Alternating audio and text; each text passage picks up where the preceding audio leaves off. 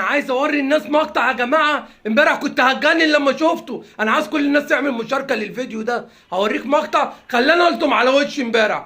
خش شوف، اتفرج شوف.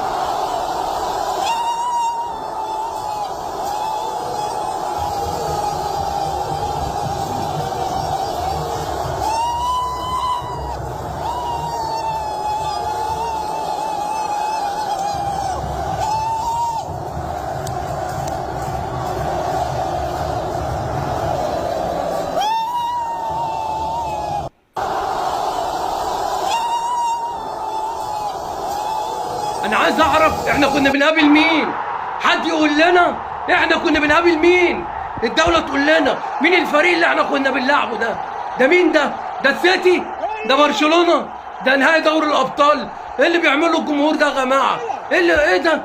ده انا ذهلت والله. ده انا اتجننت على الفرحة الهستيرية بتاعت الجمهور. ايه يا عم؟ ده التا سولار اللي مش موجود على الخريطة، مش موجود على خريطة الكورة أساسا. نفرح له الفرحة دي؟ ده ولا تأهل الزمالك لكأس العالم للأندية هنفرح الفرحة الهستيرية دي؟ مش معقول يا جماعة، مش معقول يطلع مننا كده جمهور الزمالك. احنا جمهور كبير، مش أرتا اللي نفرح له الفرحة دي. ده فريق مش مصنف، ده احنا بيلعبنا عمال في بنزيمة، عمال في بنزينة يخلونا نفرح الفرحة الهستيرية دي. ايه اللي حصل للزمالك؟ واحنا وقعنا ولا ايه؟ هو احنا وقعنا ولا ايه؟ ده الاهلي بيكسب الوداد وبيكسب الترجي بالثلاثه بالاربعه، ما بيفرحش الفرحه دي. ايه اللي حصل للزملكاويه؟ هي دي بقت اخرنا؟ هي دي اخره نادي الزمالك؟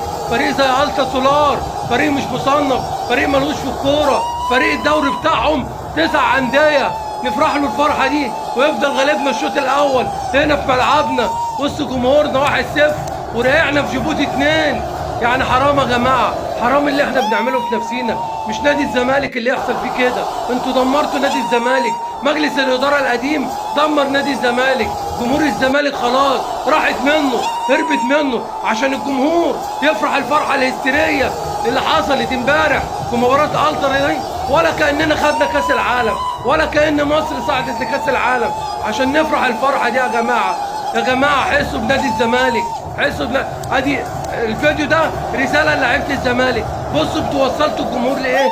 بصوا الجمهور بيحتفل ازاي مع فريق ما يسواش عندنا درجه ثالثه او رابعه. بصوا الجمهور عملتوا فيه ايه؟ اللي يسجد واللي يجري واللي يحضن التاني. مع مين يا جماعه؟ مع مين؟ ده التا سولار فريق من عمال في بنزيمه، يعني ما بيلعبوش كوره اساسا، بيلعبوا تسالي. يحصل لنا اللي حصل ده؟ دي معجزه كرويه. اللي حصلت امبارح واللي احنا شفناه من جمهور الزمالك ده معجزه. اللي الجمهور يعمل كده ده انا اول مره اشوفها في تاريخ نادي الزمالك.